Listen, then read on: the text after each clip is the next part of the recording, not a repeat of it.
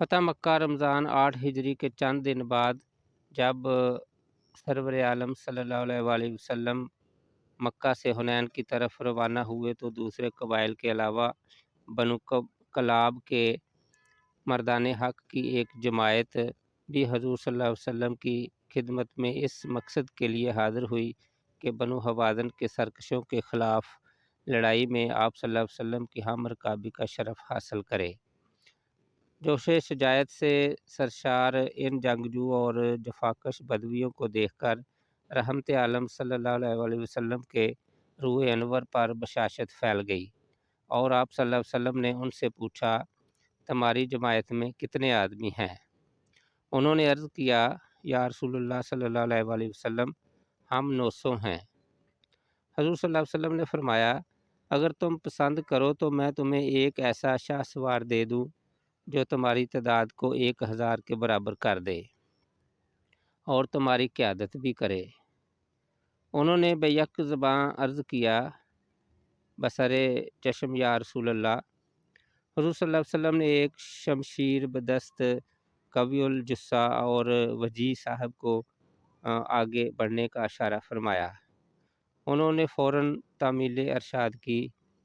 سرور عالم صلی اللہ علیہ وآلہ وسلم نے بنو کلاب کا علم امارت انہیں مرمت فرمایا اور بنو کلاب سے مخاطب ہو کر فرمایا، اب تم پورے 1000 ہو، جاؤ اور اپنے امیر کی اطاعت کرو۔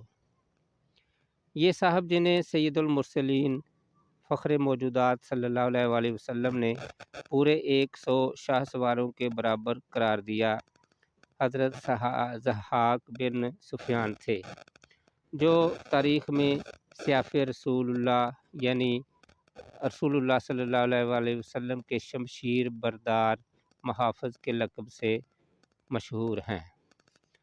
حضرت ضحاک بن سفیان کا شمار اپنے عہد کے نامور بہادروں اور سرور عالم صلی اللہ علیہ وآلہ وسلم کے نہایت مخلص جانساروں میں ہوتا ہے۔ ان کی کنیت بے اختلاف روایت ابو سعد یا ابو سعید تھی، اور وہ بنو کلاب سے تعلق رکھتے تھے، جو مشہور نجدی قبیلے بنو عامر کی ایک شاخ تھا۔ نسب نامہ یہ ہے: ضحاک بن سفیان بن عوف بن کعب بن ابی بکر بن کلاب بن ربیعہ بن عامر بن سعصع عامری کلابی۔ یہی نسب نامہ سیرت کی تمام کتابوں میں مذکور ہے، البتہ حافظ ابن عبد البر نے الاستیعاب میں حضرت ضحاک کے نام کے ساتھ الکلبی لکھا ہے۔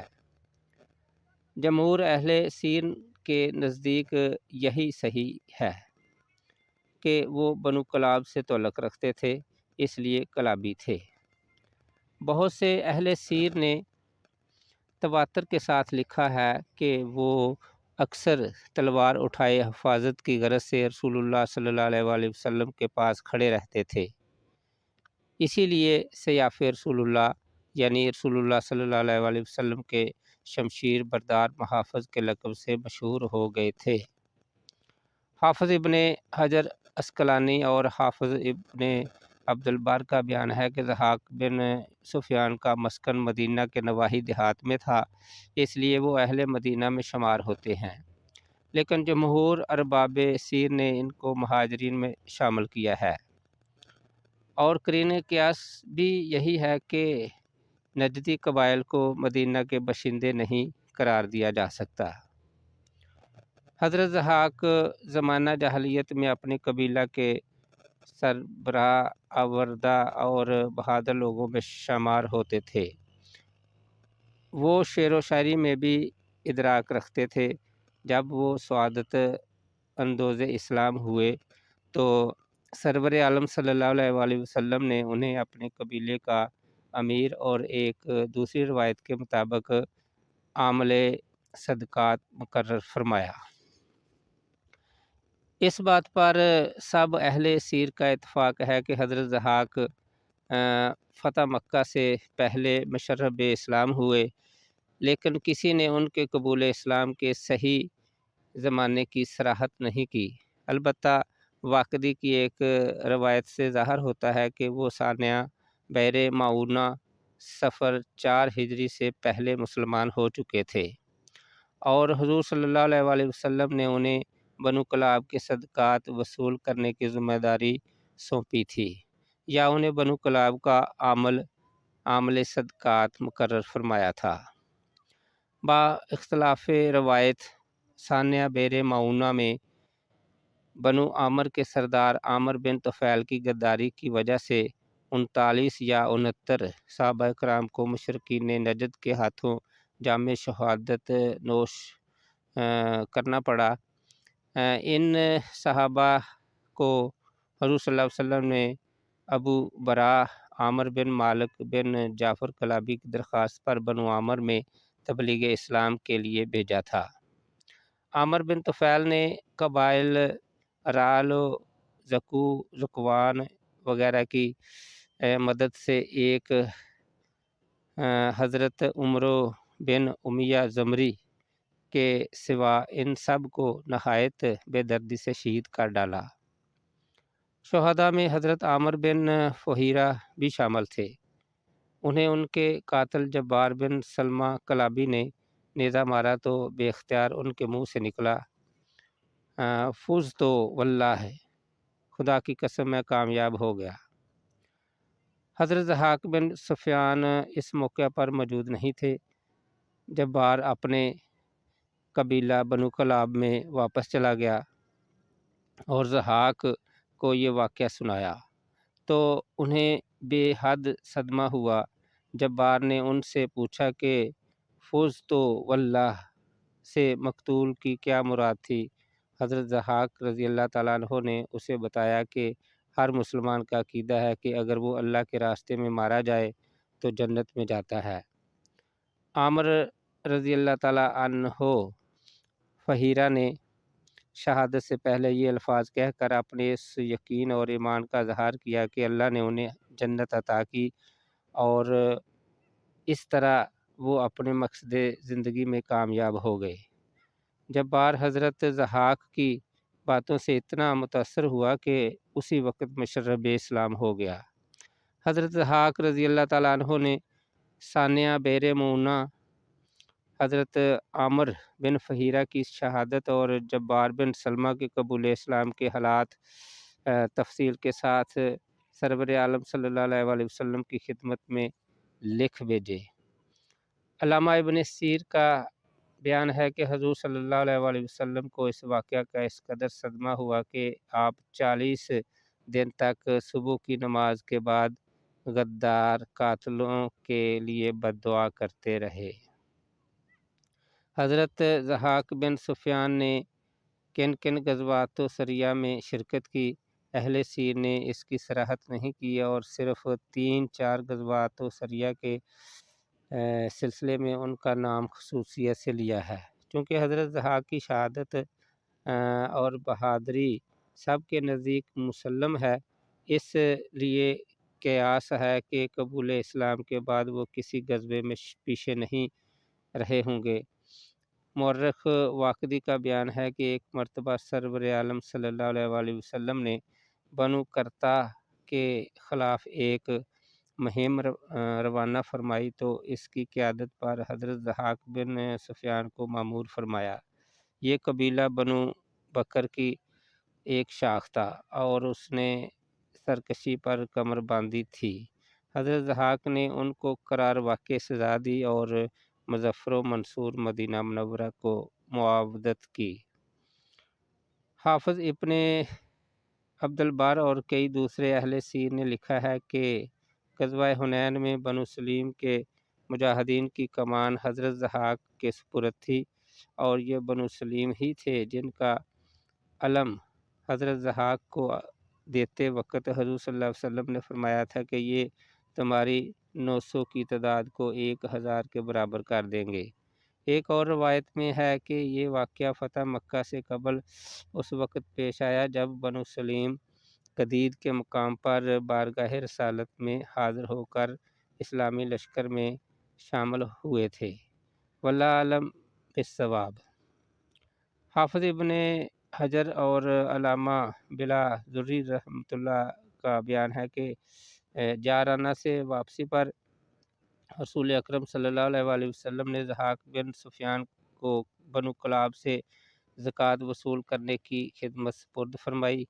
اگر واقعی کی اس روایت کو درست تسلیم کیا جائے کہ حضرت ضحاک 4 ہجری میں بھی حضور صلی اللہ علیہ وسلم کی طرف سے بنو کلاب کے عمل مقرر کیے گئے تھے، تو اس کا مطلب یہ ہوگا کہ کچھ مدت بعد حضرت ضحاک اس عہدہ سے سبکدوش ہو کر حضور صلی اللہ علیہ وسلم کے پاس مدینہ منورہ آ گئے ہوں گے، اور 8 ہجری میں حضرت غزوہ حنین کے بعد ان کا اس عہدہ پر دوبارہ تقرر ہوا ہوگا۔ ربیع الاول 9 ہجری میں سرور عالم صلی اللہ علیہ وآلہ وسلم نے خود حضرت ضحاک کے قبیلے بنو کلاب کی طرف ایک مہم روانہ فرمائی، جس کا مقصد بنو کلاب کے مشرکین کی تعذیب کرنا اور ان کو تعلیم دینا تھا۔ حضور صلی اللہ علیہ وسلم نے اس مہم کا قائد حضرت ضحاک بن سفیان ہی کو بنایا، اور یہ مہم انہی کے نام پر سریہ ضحاک بن سفیان کلابی سے مشہور ہوئی۔ بعض نے اسے سریہ بنو کلاب بھی لکھا ہے۔ مشرکین بنو کلاب نے مسلمانوں کی مزاحمت کی، لیکن جلد ہی مغلوب ہو گئے۔ 11 ہجری میں سرور عالم صلی اللہ علیہ وآلہ وسلم کے وصال کے بعد حضرت ابو بکر صدیق رضی اللہ تعالیٰ عنہ منصب خلافت پر بیٹھے تو سارے عرب میں فتنہ ارتداد کے شعلے بڑھ اٹھے۔ قبیلہ بنو سلیم بھی ارتداد کی لپیٹ میں آ گیا۔ حضرت ابو بکر صدیق رضی اللہ تعالیٰ عنہ نے ان کی سرکوبی کے لیے حضرت ضحاک رضی اللہ تعالیٰ عنہ بن سفیان کو روانہ کیا۔ علامہ خیر الدین زرکلی نے العلام میں لکھا ہے کہ حضرت ضحاک رضی اللہ تعالیٰ عنہ نے بنو سلیم کے کثیر التعداد مرتدین کے خلاف بڑی بہادری سے لڑتے ہوئے شہادت پائی، لیکن حضرت ضحاک کا خون شہادت رائے گا نہیں گیا۔ طلحہ بن خویلد اسدی کی شکست کے بعد بنو سلیم اور ان کے حواریوں کے حوصلے پست ہو گئے، اور ان میں سے بیشتر نے حضرت خالد بن ولید کے ہاتھ پر دوبارہ اسلام قبول کر لیا۔ البتہ جن لوگوں نے ارتداد کی حالت میں مسلمانوں کے خون سے ہاتھ رنگے تھے، وہ گرفتار کر کے قتل کر دیے گئے۔ حضرت ضحاک رضی اللہ تعالیٰ عنہ کی ازواج و اولاد کے بارے میں کتب سیر خاموش ہیں۔ حضرت ضحاک بن سفیان بنیادی طور پر ایک سپاہی آدمی تھے، اس لیے انہیں حدیث بیان کرنے کا موقع بہت کم ملا۔ ان سے صرف 4 حدیثیں مروی ہیں، اور روایت میں حضرت خواجہ حسن بصری اور سعید بن المسیب جیسے جلیل القدر بزرگ شامل ہیں۔ حافظ ابن عبد البر نے الاستیعاب میں لکھا ہے کہ حضرت عمر فاروق رضی اللہ تعالیٰ عنہ حضرت ضحاک رضی اللہ تعالیٰ عنہ کی رائے کو بڑی اہمیت دیتے تھے۔ اس کے ثبوت میں انہوں نے یہ واقعہ پیش کیا ہے کہ حضرت عمر فاروق رضی اللہ تعالیٰ عنہ مقتول کی دیت میں بیوی کو حصہ دینے کے حق میں نہیں تھے، لیکن حضرت ضحاک رضی اللہ تعالیٰ عنہ نے انہیں بتایا کہ میں جس قبیلے کا عمل تھا، اس کا ایک شخص اشیم زبابی غلطی سے قتل ہو گیا تھا۔ رسول اللہ صلی اللہ علیہ وآلہ وسلم کو اطلاع ہوئی تو آپ نے مجھے تحریری حکم بھیجا تھا کہ اشیم مقتول کی دیت میں سے اس کی بیوی کو بھی حصہ دیا جائے۔ چنانچہ میں نے اسی کے مطابق عمل کیا تھا۔ حضرت ضحاک رضی اللہ تعالیٰ عنہ کی اس شہادت پر حضرت عمر فاروق رضی اللہ تعالیٰ عنہ نے اپنی رائے تبدیل کر لی۔ اگر یہ واقعہ حضرت عمر فاروق رضی اللہ تعالیٰ عنہ کے عہد خلافت میں پیش آیا ہے تو الزرکلی کی یہ روایت مشتبہ ٹھہرتی ہے کہ حضرت ضحاک نے فتنہ ردہ میں شہادت پائی۔ اس صورت میں سوال پیدا ہوتا ہے کہ حضرت ضحاک نے کب وفات پائی؟ اس کا جواب سیرت اور تاریخ کی کسی کتاب سے نہیں ملتا۔ حضرت ضحاک رضی اللہ تعالیٰ عنہ کو سرور عالم صلی اللہ علیہ وآلہ وسلم سے غایت درجہ محبت تھی۔